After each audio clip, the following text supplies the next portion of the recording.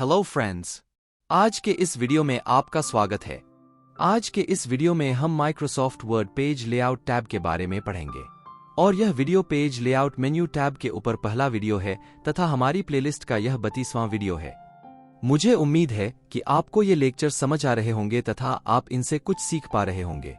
कृपया वीडियो के अंत तक बने रहें तथा इंपॉर्टेंट पॉइंट्स को नोट डाउन करते रहें। अब बिना देरी किए आज का लेक्चर शुरू करते हैं। आज का हमारा पहला टॉपिक है पेज लेआउट टैब। तो आइए इसके बारे में जानते हैं। कृपया वीडियो को अंत तक देखें तथा इंपॉर्टेंट पॉइंट्स को नोट डाउन करना न भूलें। Page layout. Page layout in Microsoft Word is arranging text and images on a page for readability and attractiveness. It involves adjusting margins, setting page size and orientation, and adding headers, footers, or columns as needed. Good page layout makes your document look organized and easy to understand. यानी इसका अर्थ है कि Microsoft Word में page layout readability और आकर्षण के लिए page पर टेक्स्ट और छवियों को व्यवस्थित करना है। इसमें मार्जिन एडजस्ट करना, पेज आकार और ओरिएंटेशन सेट करना और आवश्यकतानुसार हेडर, फुटर या कॉलम जोड़ना शामिल है। अच्छा पेज लेआउट आपके डॉक्यूमेंट को व्यवस्थित और समझने में आसान बनाता है। अब हमारा अगला टॉपिक है थीम्स।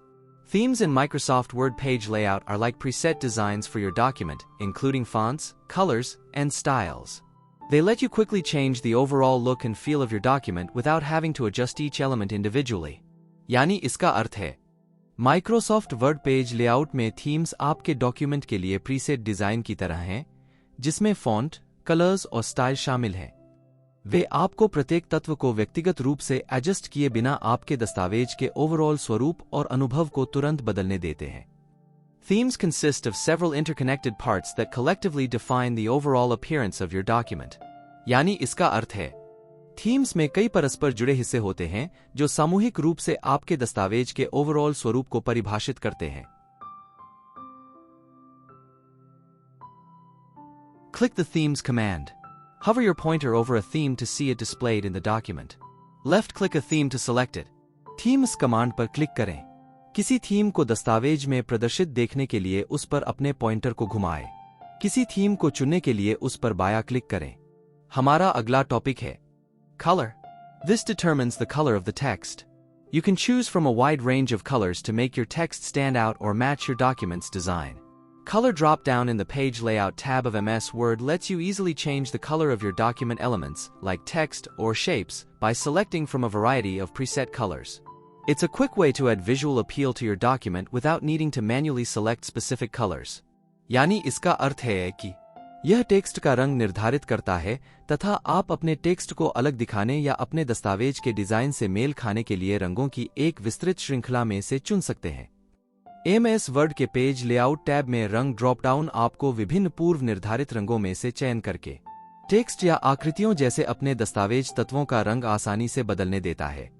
यह मैन्युअल रूप से विशिष्ट रंगों का चयन किए बिना आपके दस्तावेज में दृश्य अपील जोड़ने का एक क्विक तरीका है। हमारा अगला टॉपिक है font. This refers to the style of the text, like Times New Roman or Arial. It also includes options like bold, italic, underline, and font size. Drop-down menu in the Page Layout tab allows you to select different typefaces, fonts, for your text. It's a simple tool that lets you customize the appearance of your document by changing the font style. यानी इसका अर्थ है कि यह पाठ की शैली को संदर्भित करता है, जैसे टाइम्स न्यू रोमन या एरियल। इसमें बोल्ड, इटैलिक, अंडरलाइन और फॉन्ट साइज जैसे विकल्प भी शामिल हैं। पेज लेआउट टैब में ड्रॉप डाउन मेनू आपको अपने टेक्स्ट के लिए अलग-अलग टाइपफेस, फॉन्ट का चयन करने की अनुमति देता है। यह एक सरल उपकरण है जो आपको फॉन्ट शैली को बदलकर अपने दस्तावेज के स्वरूप को अनुकूलित करने देता है। हमारा अगला टॉपिक है Effects. Themes may include special effects like shadows, reflections, or glows that can be applied to text and objects, adding visual interest and depth. यानी इसका अर्थ है कि थीम में छाया, रिफ्लेक्शंस या चमक जैसे विशेष प्रभाव शामिल हो सकते हैं जिन्हें पाठ और वस्तुओं पर लागू किया जा सकता है, जिससे दृश्य रुचि और गहराई बढ़ सकती है। हमारा अगला टॉपिक है Margins. A page margin is defined as the area between the main content and the edges of the page. It is used for defining the beginning and ending of the text lines. यानी इसका अर्थ है margin page margin को मुख्य सामग्री और page के किनारों के बीच के क्षेत्र के रूप में परिभाषित किया गया है। इसका उपयोग टेक्स्ट पंक्तियों की शुरुआत और अंत को परिभाषित करने के लिए किया जाता है। Click Page Layout then Margins. At the bottom, click Custom Margins. In the Page Setup box, enter new values for the margins. Click the Set as Default button. Page layout फिर मार्जिन पर click करें। सबसे नीचे custom margin पर click करें। Page setup box में margin के लिए नए मान दर्ज करें। डिफॉल्ट के रूप में सेट करें बटन पर क्लिक करें। इन बताए हुए स्टेप्स को फॉलो करके आप अपने एमएस वर्ड पेज पर मार्जिन सेट कर सकते हैं। हमारा अगला टॉपिक है orientation, whether the page is taller यानी पोर्ट्रेट और वाइडर यानी लैंडस्केप। यानी इसका अर्थ है कि चाहे पृष्ठ लंबा हो, चित्र या चौड़ा हो, परिदृश्य।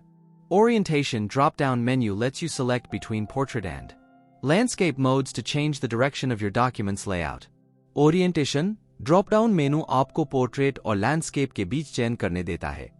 आपके दस्तावेज के लेआउट की दिशा बदलने के लिए लैंडस्केप मोड।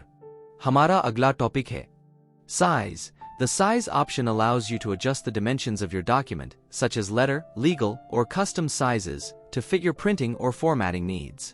यानी इसका अर्थ है साइज विकल्प आपको अपने दस्तावेज की डायमेंशंस को अपनी आवश्यकताओं के अनुरूप एडजस्ट करने तथा अपने दस्तावेज के आयामों जैसे अक्षर, लीगल या कस्टम आकार को समायोजित करने की अनुमति देता है। Drop-down menu offers various preset options for adjusting the dimensions of your document, simplifying the process of selecting the appropriate page size. Drop-down मेनू आपके दस्तावेज के आयामों को समायोजित करने, उचित पृष्ठ आकार चुनने की प्रक्रिया को सरल बनाने के लिए विभिन्न पूर्व निर्धारित विकल्प प्रदान करता है।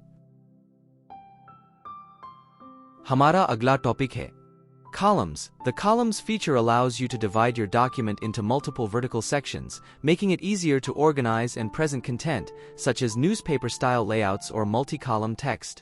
यानी इसका अर्थ है कॉलम सुविधा आपको अपने दस्तावेज को कई लंबवत अनुभागों में विभाजित करने की अनुमति देती है, जिससे सामग्री को व्यवस्थित करना और प्रस्तुत करना आसान हो जाता है, जैसे समाचार पत्र शैली लेआउट या मल्टी कॉलम टेक्स्ट। हमारा अगला टॉपिक है Breaks. Breaks refers to features like page breaks that help control the layout of your document. A page break marks where one page ends and another begins, ensuring your content flows neatly without awkward breaks or spacing issues. It's useful for starting new sections or chapters on fresh pages, maintaining a professional appearance. यानी इसका अर्थ है breaks का तात्पर्य page breaks जैसी सुविधाओं से है जो आपके दस्तावेज के लेआउट को नियंत्रित करने में मदद करते हैं।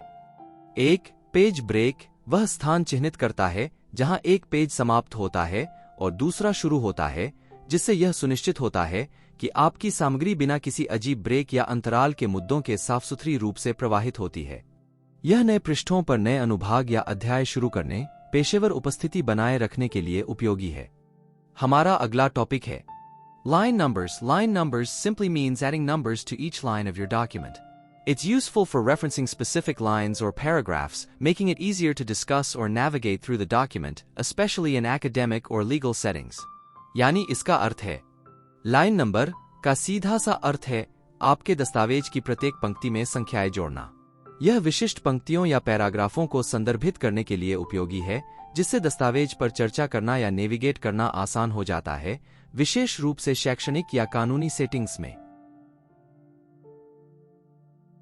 आज का हमारा लास्ट टॉपिक है hyphenation. Controlling hyphenation settings to automatically break words at the end of lines for improved readability.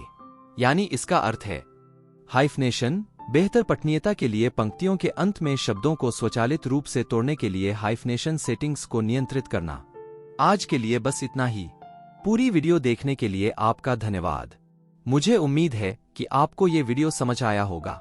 कृपया वीडियो को लाइक, शेयर तथा चैनल को सब्सक्राइब करना न भूलें।